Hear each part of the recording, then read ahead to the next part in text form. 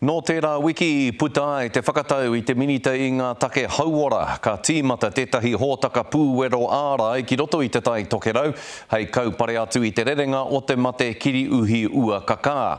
Hioi hei tā ngā mātua o te rohe he nui rawa te teite te utu o te mo taua pūwerotanga kāre I a rātau te pūtea ki te whai mo a rātau tamariki. No te wiki nei whakarewa ai te hōtaka rongoā mo te mate kiri uhi ua kakā, engari anō mo e tahi tamariki kua iria he utu. So I'm thinking if it is as bad, like that bad, it's an aggressive strain, that all our kids should be vaccinated and vaccinated for free. Hore kau utu mo ngā tamariki iwa marama ki te whātau, me ngā tamariki te kaumātoru tau ki te kaumā iwa, mo ngā tamariki I wahoake I ēnei tau me utua e ngā mātua. Hei tā tēnei māma, he awangawanga nui mā etahi.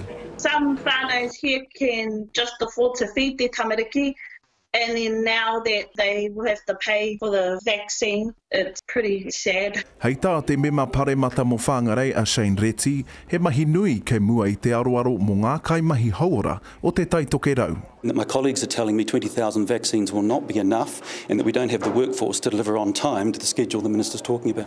Hore kau te poari hauora o te tai tokerau I te wātea ki te kōrero mai kia mātou o te karere ki mua I te kāmera.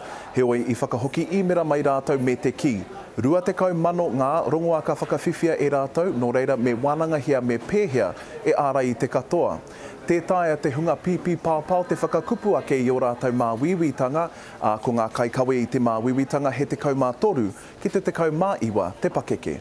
Hei tā kārena anō ko te hauora o ona tamariki te mea nui, ka ngana ia ki te rongoātia I ona tamariki I ngā wiki tata nei. Whatitiri te wake, te karere.